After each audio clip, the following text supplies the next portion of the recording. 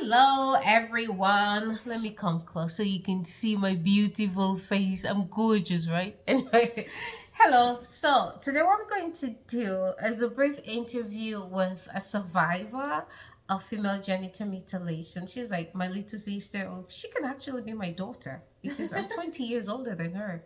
But yeah, so I'm going to let her introduce herself, where she's from, and then we'll get to the questions.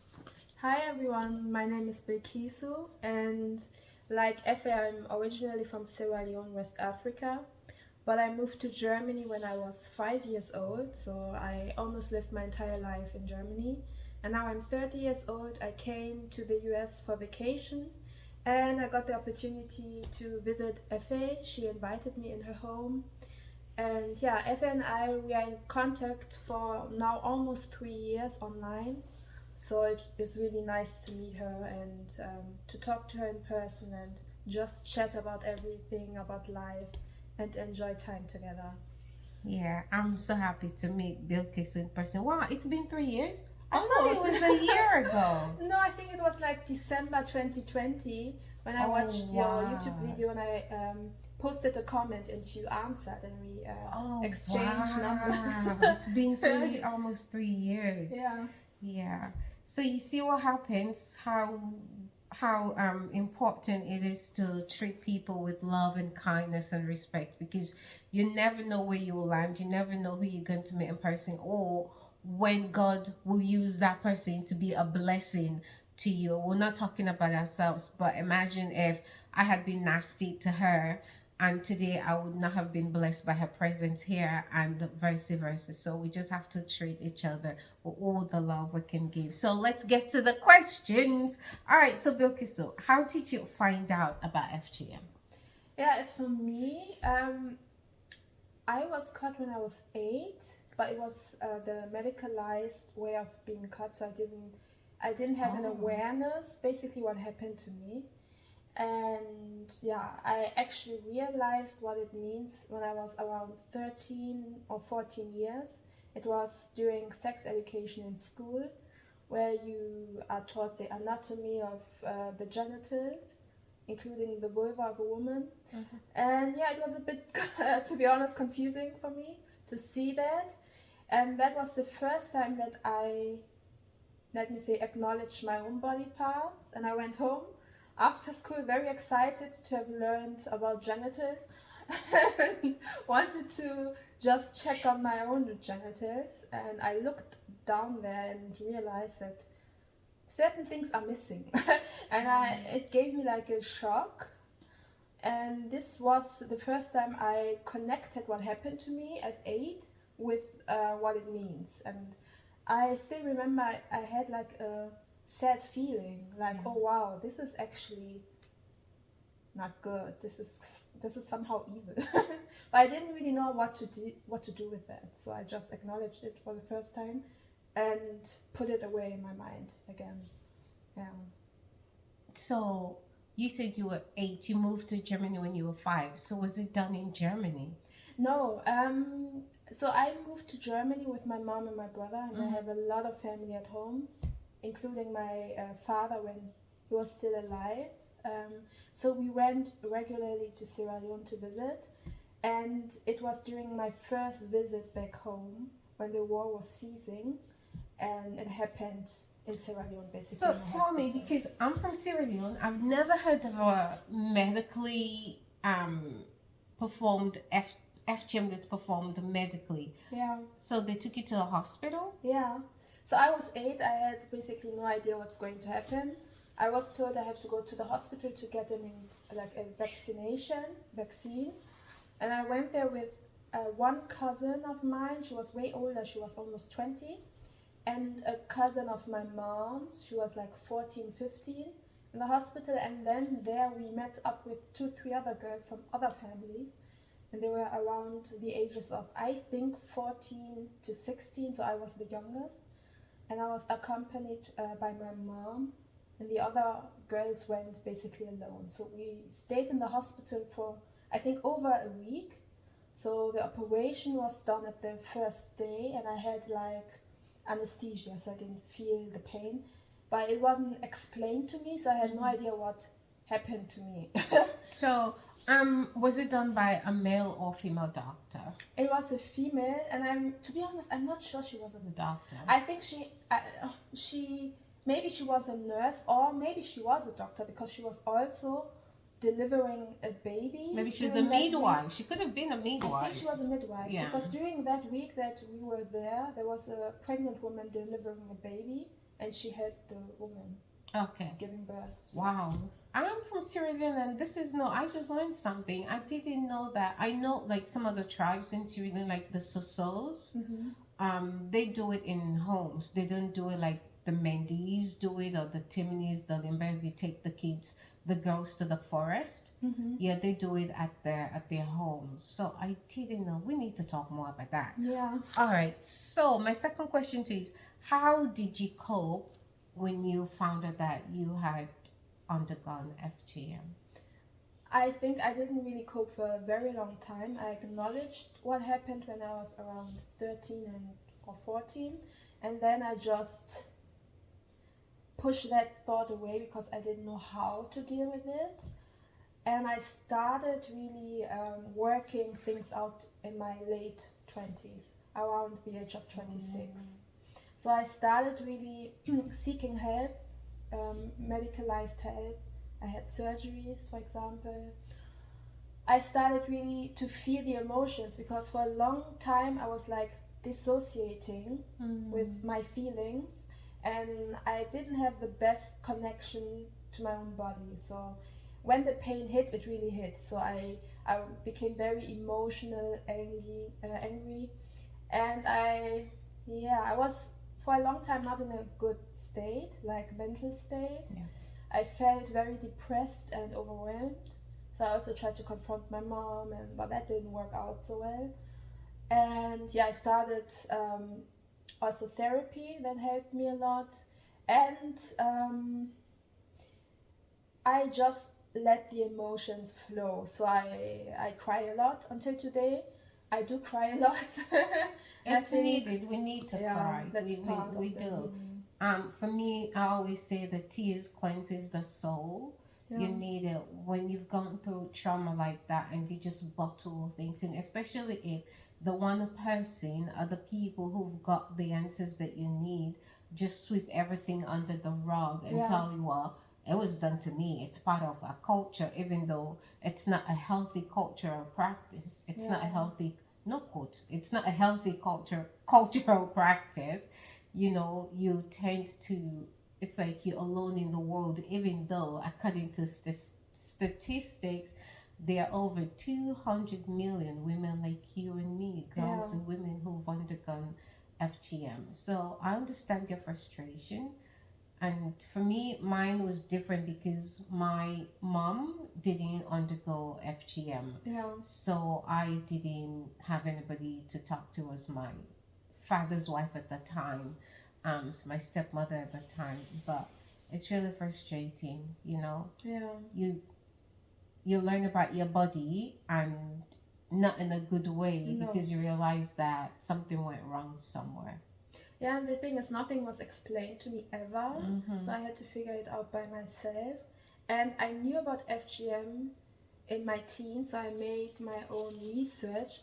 But during that time, I couldn't connect the information with what happened to me. Like, the emotional connection wasn't there until my late 20s. And I think this was also like a way of protecting myself, because when I was young, I couldn't handle it. You know, I had to mature more and be more strong to actually handle all of the emotions and the betrayal. And now I feel like I don't need the information or opinion of others, because you can't explain evil. No, you can't rationalize evil. So I'm good with that, you know, and I figured it out on my own, and when it was safe for me to open up about it. Yeah. That's a good way to look at it, though. Yeah. You know, you have to know when you're ready to actually take this head on, because if you're not ready, you'll be doing yourself more damage, more harm than good. So I'm glad that you waited until you were older enough and emotionally Yeah. strong enough to handle it, even though you still cry. We're going to cry until the day we die, you Yeah. know. We say yes, God washes, Jesus Christ came, because you and I are both Christians. We've got a Yeah. lot in common. But sometimes you just sit there and you think about it and you just cry because it gets really overwhelming. Yeah. Yeah. Yeah. All right, so we're going through these questions real quickly. How did you learn to love yourself despite FGM? Yeah, I think I for a very long time I didn't love myself because when you are mistreated so young by people who should care the most about you, your parents, your family, and you are like treated as not fully human because nothing was explained to you. Right? So I think in my unconscious I always felt like I'm not worth it. I'm less than, because Yeah. even my own parents didn't even bother to talk to me for 5 minutes. And that reflected also my relationships that I had with men. You know, I had never had like a good or positive relationship because of the way I felt about myself. But my faith really helped me, you know, because I became a Christian like in my early 20s. I originally come from a Muslim family. Okay. So, and it's now almost a decade during that time, I received so many blessings from God and so many also, let me say, prophetic words where people speak positive things about my life and tell me how much God loves me, how much He wants me to be happy and healed. And also, when I read the Bible, it is written that my Lord has only good things for me in plan, and He gave me the strength to endure all of it. Oh, yeah. And to still keep a healthy mindset, because I'm not clinically depressed or anything, despite everything I went to. And I think that really helped, knowing that my Father in heaven actually wants the best for me. And yeah, also I think what helped me was the medical intervention that I received in Germany for the operations. Okay. Because it was important for me. I don't want to say it's necessary for every woman, Sure. but for me it was important to do something physically to try to solve the damage. And one thing that my doctor told me, the surgeon who operated me, he was really astonished about my anatomy, and he told me how strong my nerves are, my clitoral nerves. And for me that was something. What does he mean by that? Yeah, well, he's a surgeon. I think he sees a lot of nerves when he opens up people. And he basically said I had like good and strong nerve endings. Okay, good. So despite it everything wasn't that happened. destroyed, basically. He said I had a lot of scarring, but I also have strong nerves. Okay, good. So that's something I'm very thankful of. Because this is the way God has made me. Yeah. I was born with those nerves. And also, I try to accept myself, because I always got the feeling I have to be perfect, I have to function in order to be worthy of love. And nowadays I try to accept myself even with my flaws, because at times I can get really angry. Like, that's, you know.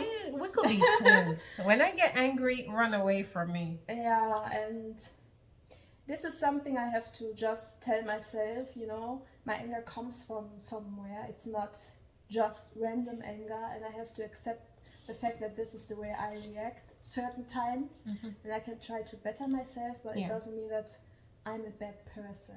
That's true. Yeah. That's true. Yeah.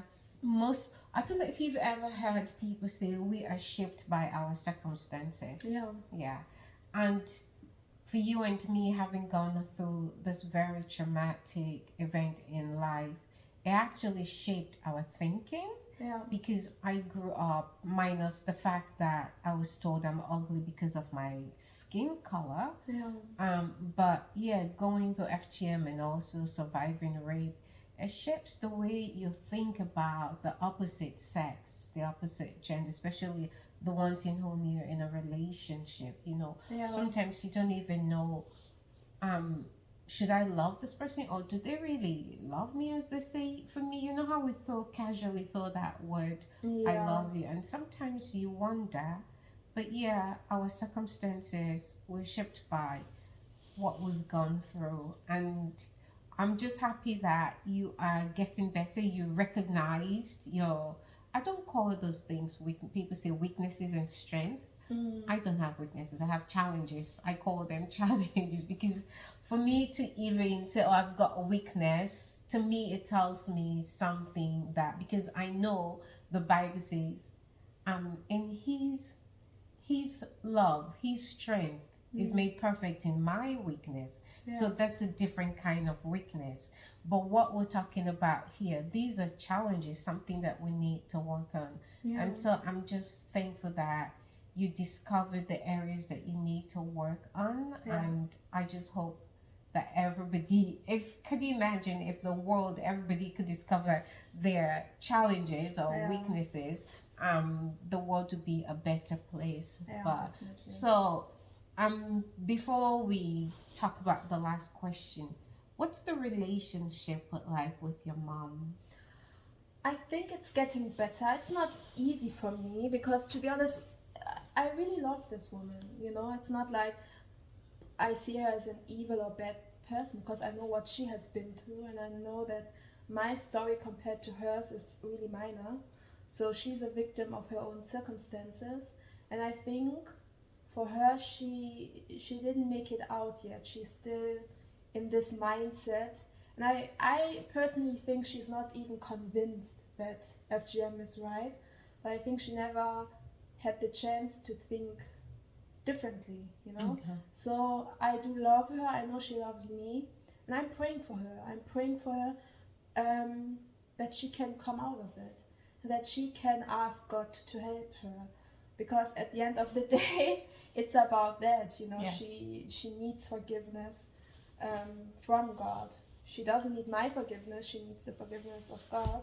But she needs your forgiveness too. Yeah, I mean, I love her and I have forgiven her. I know Good. that. I know at times I need my distance. You know, sometimes I can't be so close to her, but that's also okay.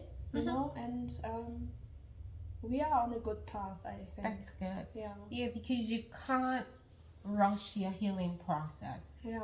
And we cannot heal based on other people's timing. Yeah. You take your time to heal because only you know what you've been through. Yeah. We may have what I call a shared pain because we both survived FGM.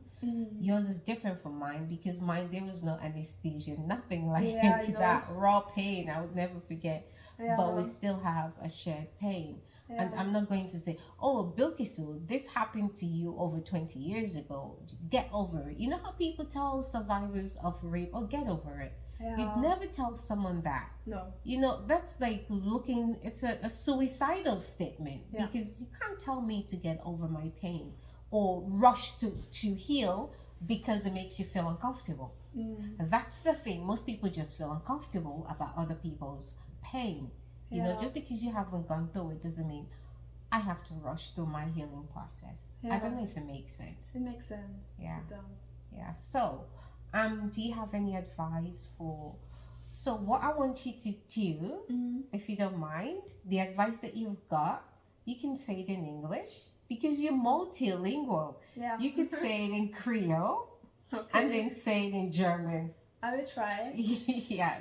So my advice is really, maybe, let me say, first of all, accept the emotions that you're feeling, accept them for what they are, because they are there for a valid reason. Don't feel ashamed, and try to express your emotions.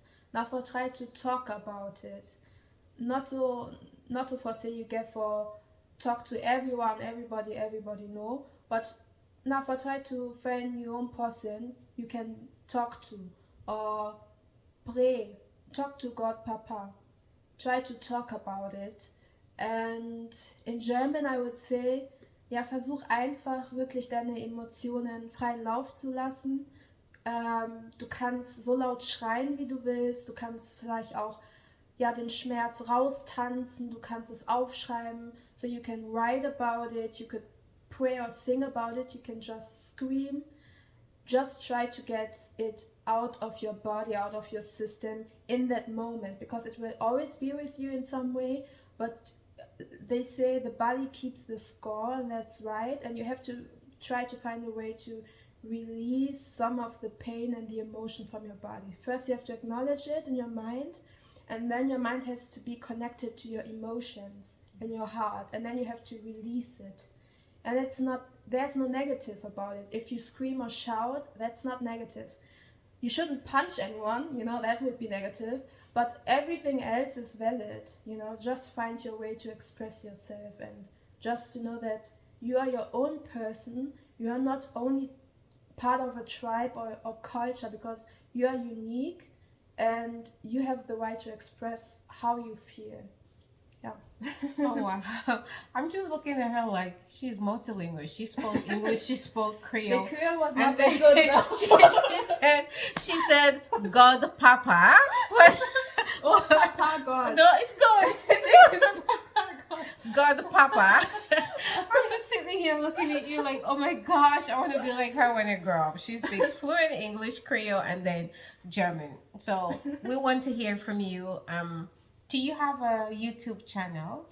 No. Okay. No. But we'll put in the comment section, because my son is really great with videos, but he's not helping me. So the kind of person I am, I'm not going to wait for somebody to do something that I'm passionate about. So what we're going to do, we're going to type Bilkisu's information if you have any questions for, especially those of you who are in Germany, and we're going to be working together, right? Yes. Yeah, so we're going to be working together, and if you want to confide in somebody in Germany, she's German, okay? She's German. You can always reach out to her. Whatever you confide in her about stays between you and her, okay? So Bilkisu, I just want to say thank you so much for sharing your story with me.